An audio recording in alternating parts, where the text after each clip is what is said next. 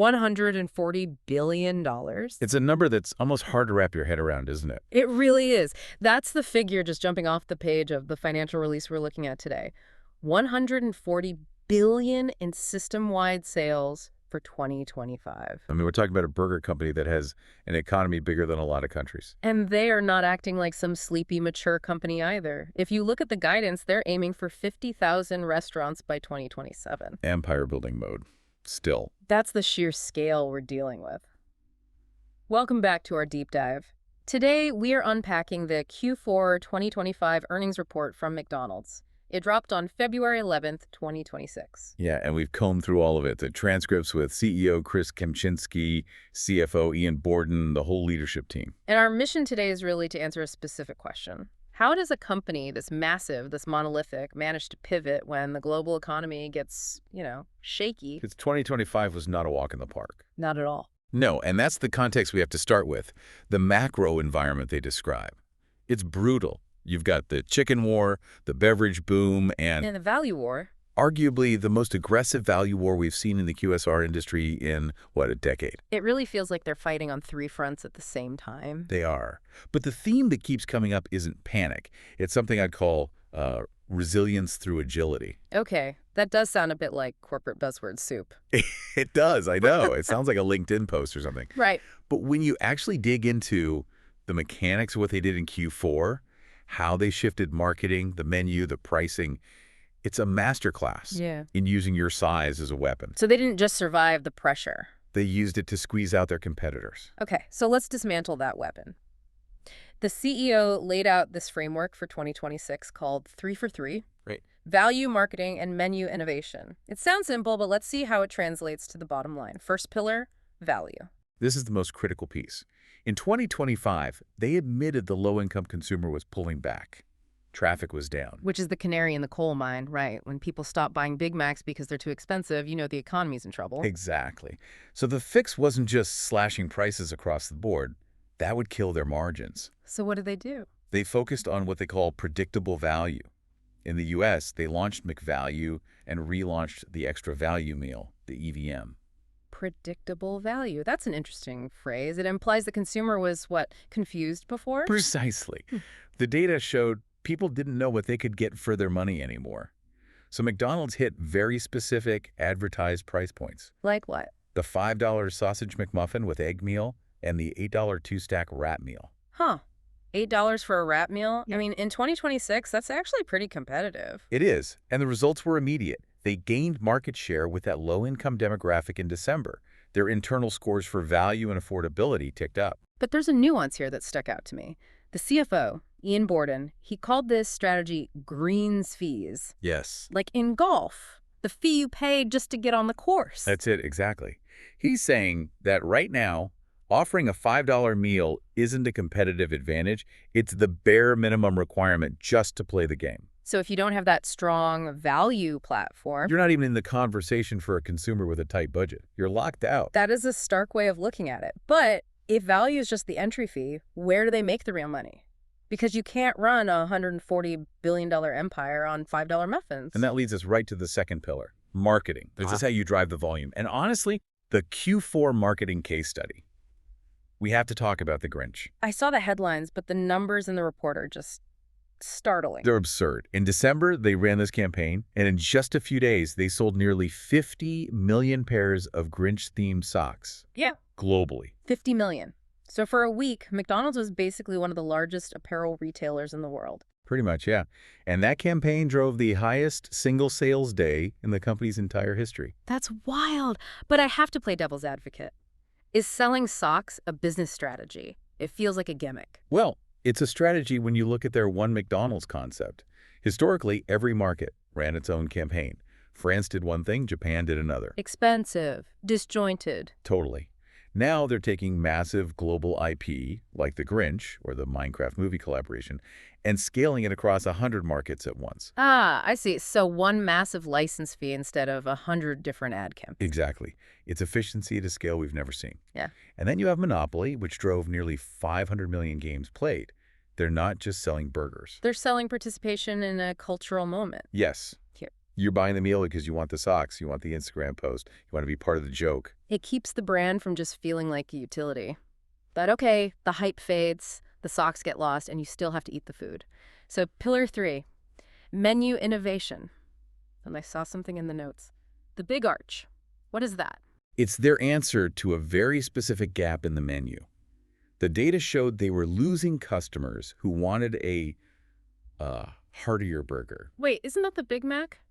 Or the Quarter Pounder? You'd think so, Yeah. but the feedback was they wanted something bigger, more filling. The Big Arch has 2 regular patties, melting cheese, crispy toppings. It started as a pilot, did well, and now it's permanent in the UK. A super Big Mac, essentially. In a way, it's part of their broader Best Burger initiative, which is now in 85 markets.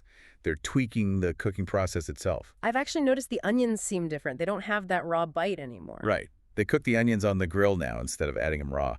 But while we're on burgers, we're missing the bigger picture. Which is? We think of them as a burger joint, but globally, the chicken category is twice the size of beef. Twice the size. Wow. And it's growing faster. That's why they're obsessed with the chicken war. Their stated goal is to increase their share of chicken by 1 percentage point by the end of 2026. Which sounds tiny, but 1% of the global chicken market is. Billions of dollars. Okay, that explains the McCrispy push. But there's another category here that I think is the most disruptive, the beverage boom. The Transcript calls it a $100 billion opportunity. This is the most misunderstood part of their strategy right now. A few years ago, they launched Cosmetiers, this spin-off drink concept. And everyone thought, okay, they're going to open 5,000 of these to fight Starbucks. Right, that was the assumption. We all thought they were building a second chain. Right. But looking at this update, that is not the plan at all. So what was it? Cosmic Seas was a Trojan horse, a test lab. They used it to figure out how to make complex, customizable drinks. Without clogging up a regular McDonald's drive-thru. Exactly. Yeah. Because if you order a latte with 4 pumps of syrup and cold foam, the person behind you just wanting a Happy Meal is going to lose their mind. Speed is everything for them. Speed is life. But now they're taking the recipes and the learnings from the Cosmics lab and porting them back to the mothership and the McCafe brand. So I don't need to find a Cosmic Seas. I can go to my local McDonald's and get a churro frappe. That's the roadmap. They explicitly mentioned launching energy drinks and crafted sodas. They even announced a collaboration with Red Bull. Red Bull at McDonald's, that feels like a very different demographic. It targets the slump occasion, that 2.3 to 4.0 p.m. window where you don't want a burger, but you need to pick me up. Right now, they're relatively empty then. So if they can sell high-margin flavored water and syrups during that downtime... It's pure profit. And that leads to the engine that makes all of this work. You can't have people customizing drinks and ordering 50 million socks without a serious digital backbone. Let's talk loyalty. The invisible growth engine, the numbers are just staggering. 210 million 90-day active users on the app. That's roughly the population of Brazil, all active on the McDonald's app. And the sales flowing through that app. Nearly $37 billion in 2025. But the stat that really explains why they're investing billions in this is frequency. I circled this one. The CFO said a non-loyalty customer visits about 10.5 times a year. So roughly once a month. And a loyalty member. 26 times a year. It's a 2.5 times increase. But is the app causing them to visit more, or are the people who visit a lot just naturally downloading the app? It's a bit of both, but the app definitely drives behavior. Gamification, exclusive deals. But more importantly, it removes friction. They talked about a feature called Ready on Arrival. How does that work? It's geofencing. So if you order from your couch, the kitchen doesn't start making your fries right away. The app tracks you when you get, say, 3 minutes away. Tells the kitchen to drop the fries. Exactly. So the food is hot, but it hasn't been sitting under a heat lamp for 20 minutes. It improves quality and speeds up service. And in QSR, speed equals retention. It's incredible how much tech is baked into a French fry transaction. Now, let's talk expansion. 50,000 restaurants by 2027. Is that realistic? It's aggressive. In 2025, they opened over 2,200. For 2026, they're targeting 2,600, and they've allocated nearly $4 billion in CapEx, mostly for new units. And it seems to be working. They beat expectations in Q4. EPS was $3.12 versus a $3.05 consensus. Revenue beat by nearly $200 million. And global comp sales were up 5.7%. Now, to be fair, the comparison period was weak, so they were lapping a soft quarter. But still, for a company this mature, 5.7% growth is healthy. Okay, but it's not all smooth sailing. We promised a realistic look. What are the headwinds? What are they worried about? Well, literally, weather. They said severe weather in January 2026 is going to trim Q1 performance by about 100 basis points. That always sounds like a bit of an excuse. It snowed, so we missed our numbers. It does, but at this scale, losing a few days of breakfast traffic across the Northeast actually moves the global P&L. But the bigger structural worry is China. We've been hearing about the Chinese economic slowdown for a while. And it's continuing. Consumer confidence is low. And yet, McDonald's is planning to open 1,000 new stores in China in 2026 alone. Wait, the market is weak and they're doubling down. Why build into a slump? It's a classic land grab. They're betting the Chinese consumer will eventually bounce back. By opening stores now, while competitors pull back, they get the best real estate. It's a 10-year play. Okay, there's one other headwind. Maybe an existential threat. The GLP-1 drugs. Ozempic, Wegovy. The theory is, if everyone's appetite is suppressed, no one's going to want a Big Mac. Did they address it? They did. Chris Kempczynski was asked directly. His answer was that they do not yet see a material impact on the business. Really? No material impact, do we? Do we believe that? Well, he added some nuance. They're watching the data. What they're seeing is that GLP-1 users still need protein. In fact, they're often advised to prioritize it. And McDonald's sells a lot of chicken and beef. Exactly. What those users might cut back on are the sugary drinks and the snacking, the fries, the sodas. Which brings us right back to the beverage innovation. If people stop drinking Coke, they need those sugar-free, crafted drinks or coffees to keep them. Precisely.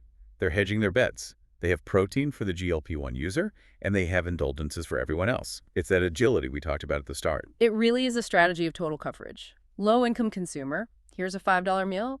Want novelty. Cringe socks, health conscious, high-protein chicken. That's the advantage of being the biggest player. Smaller chains have to pick a lane. McDonald's has the resources to be the everything place.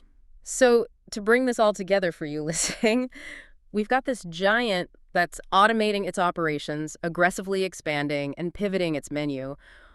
Why should the average person care about this stuff?